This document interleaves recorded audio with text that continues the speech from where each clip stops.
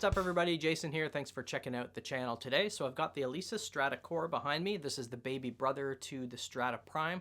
Strata Prime is $49.99 here in Canada, and this is $26.99. And for that price, you get a lot of stuff. So I'm gonna break this down into a few buckets. One, yes, I will get into some of the sounds. There's a bazillion sound videos out there.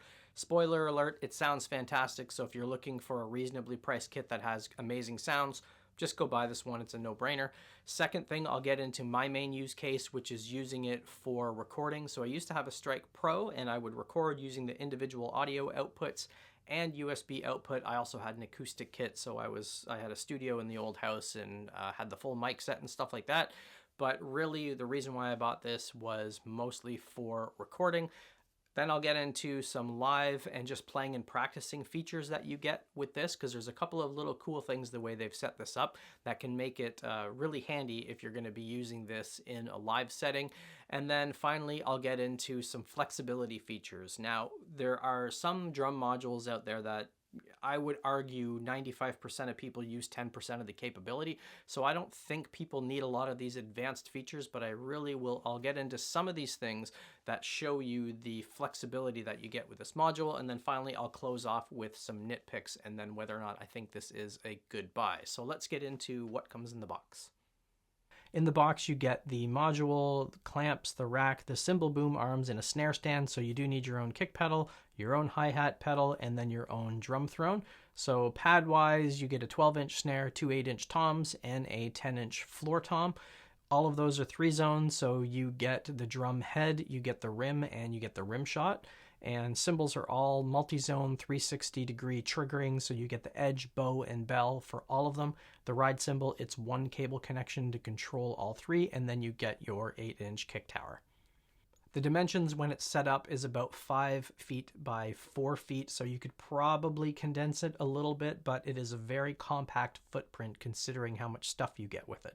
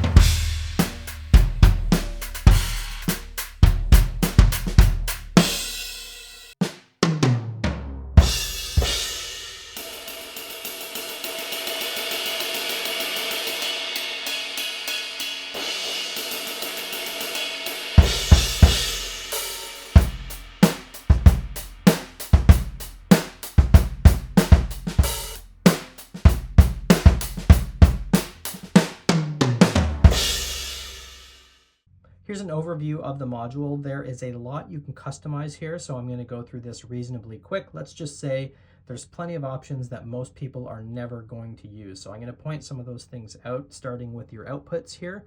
You've got main, auxiliary in, and phones on separate controls. This is awesome if you're playing live. You can really screw with the sound person by adjusting the mains as you're playing. If you are playing along with tracks through the aux in, you can control that, and then obviously your headphone jack here you can control as well. You've got your playback controls, so if you are recording yourself playing, you've got your controls there. You've got your tempo. You can tap to create a tempo and turn your metronome on and off. The multifunction knob here allows you to go between all the different kits, but you can see they're not being selected. You actually have to push it in. So I did make an edit, so if I cancel this and I go back to the one that I had, you can see it's in red and there's an asterisk. That means I've made some changes that I haven't saved yet. And if I want to switch to another one, click on it, and then it's going to ask me, do you want to save that? I don't. And now it's switched. So you can see how relatively quick it's switching between kits. So if you are playing this in a live setting, you're not waiting a lot. So the module does take a long time to start up and shut down, but at least it's fast to switch between kits. The kit button is a toggle button, so it's going to toggle back and forth between whatever last screen you were on, which is handy. So say, for example, you were playing live and you want the mixer up here. I've got the mixer set. Now if I toggle back between these buttons, it's going to switch me between the mixer and that, which is a pretty cool feature. Plus and minus just selects the next kit and the previous kit. There's multifunction knobs down at the bottom, and these change depending on the screen that you're on. So you've always got control over the 4 main pieces of volume. So your kit, the track you might be playing with, a click track, and the ambient volume. Hi-hat bottom is interesting. You can set this basically to control how easy it is to get that splash or chick sound. So the higher you set it, the more of a closed sound you'll have, and everything in between, which is pretty neat. The snare rim allows you to choose what do you want the snare rim to do. Do you want it to be a side stick or a click? Now if I go into a different setting, so for example, if I go back to the mixer, now these buttons have all changed to allow me to control the volume, which is a nice touch. Another very cool feature for playing live, in the browse section, you've got an option to look at all of your different kits here, but they do have this idea of playlists, which is really cool. So you can create as many playlists as you want. So if you're playing live, you could have just your live set and your 5 live kits in there, and then you're not stuck scrolling through a bunch of different kits. Now again, if you're using this kit thing, you can go here, you can adjust things on the fly as you're playing, and then you can just quickly toggle back and select a different drum kit and pick it there, which is very cool. Now this is one thing that's just a little bit nitpicky. So you notice I'm looking at some of these playlists back and forth. I can click on the screen and select them, but I can't actually go back to that main screen that I was on before. I have to click kit to go here, and then now I can go to edit to the other option. Not a big deal, but here in the edit screen, you've got all the options you get with pretty much every electronic kit. You've got filter options down here. So if you're looking for specific drums or specific libraries, things you've favorited or ones that you've imported. So you can plug in a drive to the USB port on the back, and then you can import your own samples, which is cool. So again, these multifunction knobs here change depending on the screen that you're on. So when you're editing a drum, you get some options. You can go into tweaks, you can adjust some of the parameters here. The ones I think that would be the most useful, probably dynamics and damping. So you always have the option to adjust the kit piece volume no matter what screen you're on. Damping will control how damped the drum is. So imagine putting a piece of tape on your snare or your ride. Attack will change the attack of the drum without changing the dynamic range, as it says in the manual. Tuning, so tune the drum up or down, which is cool. Dynamics, the higher the number, the less dynamic it will be. And then you can adjust your panning as well. Your other option is to adjust the mics. So you can adjust the volume as it's sent to the mixer from the mics up or down, and you can control the overhead and the room mics for each individual kit as well. So for example, you could have your overheads for your toms to be very low if you only want the cymbals to cut through your overheads. So it's pretty nice that you can change those. And then in your advanced setting, the really cool thing about the damping is you can control how hard you need to hit the drum for it to be dampened. So between basically your damping setting here and then velocity to damping, you can create as dead of a drum sound as you want, and then you can also factor in the velocity and how hard you're hitting the drum, which is pretty cool. Velocity to pitch is the same, so it is at a higher velocity. If you have this set, it'll be more likely to change the pitch of the drum. Choke time is if you're choking the cymbals, how long does it take for that choke to actually happen? And then you can set choke group, so you could group all of your cymbals into the same choke group, which is cool. Lastly, on the edit screen is stacks. So if you go into stacks, you can basically have multi-layered samples. I'm not going to go into the details of this, but you do get a lot of options for how you can adjust individual volume of the stacks and also the velocity at which they're triggered. So there are a lot of ways that you can customize everything and all of your different kits. Mix, I'll quickly go over this because I did show it already. There's 2 modes. This is the simple mode basically, so all these are draggable, so you can drag the volume, you can adjust the panning up here at the top, and then the multifunction knobs allow you to do some fine tuning for the kick, the snare, It doesn't adjust the mixer for all the toms and the cymbals, but it will just adjust all of them at the same time. So you can get individual control for your toms and then overall your toms. Now you probably noticed in the playing examples, the mixes were way off because by default, everything here is just set to zeros. And again, you can double tap the screen to reset all of those. Advanced is when you can get into adjusting a bunch of other different things. So you can adjust the reverb, the effects, all of the different microphones as well. And so for example, if I go into kick here and I click this, I can adjust the mic inside the kick and the mic outside the kick. So depending on the drum that you have set up, you get options for changing that as well. And another one would be in the snare. You can adjust, if you click on this, you can adjust the snare bottom and the top, which is pretty cool. Cymbal mics, very similar settings. You can adjust just the individual cymbals in an advanced mode here, and when you click on these things, you get the volume of the ride cymbal through your drum mix, and then the actual direct volume for the mixer. So you can have, say, different levels in your headphones, different levels in the mains, stuff like that. I don't think I would ever change any of these things. The ambient effects allows you to adjust the ambience for everything. So you can adjust the room ambience, you can adjust the overhead ambience, you can also add effects to the room, you can add effects to the overhead mics and to all the individual ones. So you get a ton of customizations with this, and then you can also adjust your inputs and outputs. So if you're using Bluetooth in, aux in, or your mains. So plenty of customization options there. Jam settings. So if you do have tracks loaded here, if you've recorded things or imported sounds, you'll see a list here that you can play along with. I honestly don't think I'll ever use this feature. The next is trigger, and trigger, again, there are a ton of options for how you can customize your sounds. I'm not going to get into all of the different options down here at the bottom, but again, these change depending on what menu you have picked. So you can change your curve, all of your different sensitivities depending on what drum you have selected. So if I hit the hi-hat here, it changes. So it's going to give me the bow sensitivity, edge, and bell. So depending on what you've got loaded there. And then when you go into advanced, so I've got the hi-hat selected, you get these other options. So you get pedal top and bottom thresholds, chick gain, so if you're stomping on the pedal, and then obviously you've got your sounds here that you can use. Now I will say for the hi-hat, there is a very cool hi-hat setup feature. So if I click on hi-hat setup, it gives you some instructions to calibrate. So you want to loosen this thing.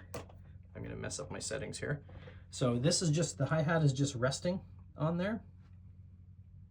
Click on set, and then now you return it to what your comfortable playing position is. And then now your hi-hat is essentially, so I'm stomping on it, so that's fully closed. That's mildly open, that's probably about halfway, and then that's fully open. So you can adjust those thresholds, which is cool, and then you've got your additional tweaks here to adjust your pedal bottom and top. I will say the hi-hats are a lot better than the Strike Pro, that's for sure.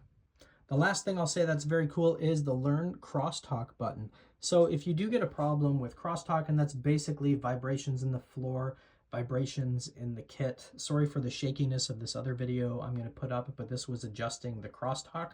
So basically what you do is you go into Crosstalk Learn. You can see that it has the snare trigger that's selected. So as I hit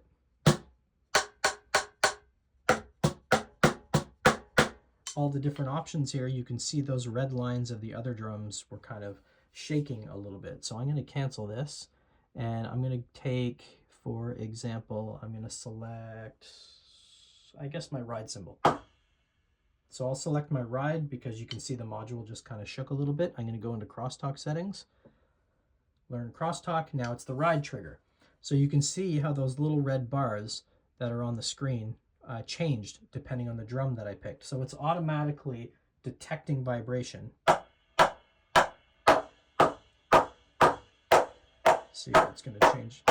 So I already did this crosstalk setting, so it's not adjusting them, but it will actually do that automatically for you, and then you can save that. I did that with all of the drums previously, and then you're not going to have to worry too much about crosstalk, which is very cool. Last thing in the module is just general settings, and this is where you can connect it to your Wi-Fi, which it will prompt you as soon as you turn the thing on. You can adjust your Bluetooth settings to turn it on or off and connect your devices. You can adjust your MIDI settings, so if you want to use custom channels, then you can do that. You can also set what types of controls are sent for the hi-hat. Note plus CC4 is the standard for how the articulation of the hi-hat works. And then you've got hardware and some general settings here, and info will show you what version of firmware you're on. This is something that's annoying. I've got my headphones in so you won't hear this, but I've got the V drum selected here in Drum Kit Designer. I'm hitting the snare drum and I'm hearing the hi-hats. I'm hitting tom 1 and I'm hearing the snare.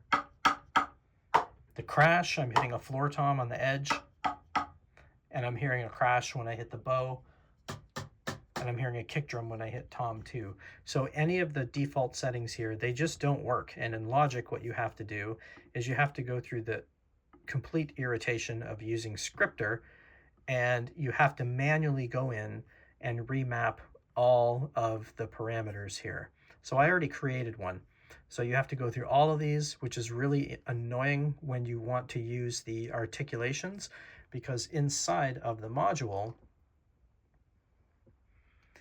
there's no settings in here for adjusting what MIDI note that each trigger is using. The only setting that you have for your MIDI notes is if you go into settings and you go into MIDI, you can only control the channel. So if you look at the MIDI map that Alesis uses, it doesn't use anything that's standard, because I think it's because of how they use the BFD player. But that's really irritating, because no matter what drum software you're using, the first thing you're going to have to do is remap everything. I'll say a little bit about recording before I get into the wrap up. So you can record using the main outputs or just the single left output, which is mono. So those playing examples that I did was just using the left mono. And then obviously if you're recording through MIDI, you get all the flexibility you could ever want. This does not carry audio over USB. The TD-17 is probably the closest competitor. It will send stereo outputs, audio over USB. For me, that wasn't really a big deal because I knew I was going to commit to recording with drum software. Now, I did seriously consider the F-Note 5 because I wanted the acoustic look, plus the sounds are great, plus it does, I think, 10 channels over USB, 10 audio channels, so you could record the MIDI notes and all the audio stuff at the same time, giving you maximum flexibility. The problem being it's 2,000 bucks more than this. So Superior Drummer cost me 400 bucks, and that's what I use. And like I mentioned, the only real irritation with recording is you have to do all the MIDI mapping, which is easy in Superior Drummer or BFD, but it's a pain in the arse if you're using the stock Logic Drummer. When recording with MIDI, there were a bunch of low velocity notes and vibrations and notes that showed up in piano roll that I did not hit, so I had a lot of cleanup. And then on occasion, it would drop MIDI entirely. So even playing just like a 4/4 beat and doing a double crash, sometimes if I'm doing kick, crash, the second kick doesn't register or it's really low. That was right out of the box. Now after configuring crosstalk and threshold and sensitivity settings, it's a bit less, but there is still editing you have to do afterwards. Finally, to wrap things up, for $26.99 plus maybe 300 bucks to get the hardware you need, I think it's a pretty good deal. That's still a lot of money. I believe the Strike Pro that I bought was $34.99, or maybe no, it was $32.99 when it first came out. I think you can still find the Strike Pro SE for $34.99 Canadian, although stock is pretty limited. I did see one pop up on a used forum for 3,500 bucks. But for that price, you get, a kit that looks really nice, you get sounds that are fantastic, and you get a ton of flexibility with the module. What would make it perfect for me is if they had 10 channels of audio over USB, which they could probably do with a software update. Then you could use the sounds in the module that are phenomenal.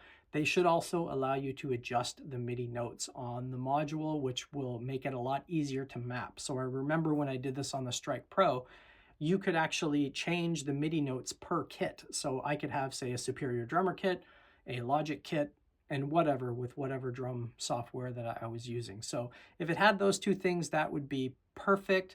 Given what Alesis is doing with their products, I will almost guarantee there is a Strata Core Pro coming that will give you a 16 or an 18-inch kick drum.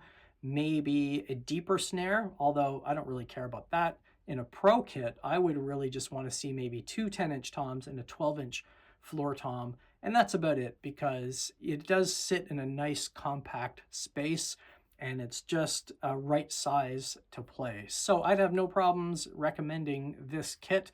The only thing that you need to worry about, again, is Alesis's quality, because every product they've released have had some kind of quality problems. And this one would freeze a couple of times on shutdown for me, or I'd be playing along and all the notes would just stop and then they would start up again. And also the plug and play ability. So when I was doing the playing examples and then I plugged in the USB cable to the computer, I had no sound at all. I had to shut the module down and turn it back on, which is a 60-second endeavor, which is first world problems, obviously.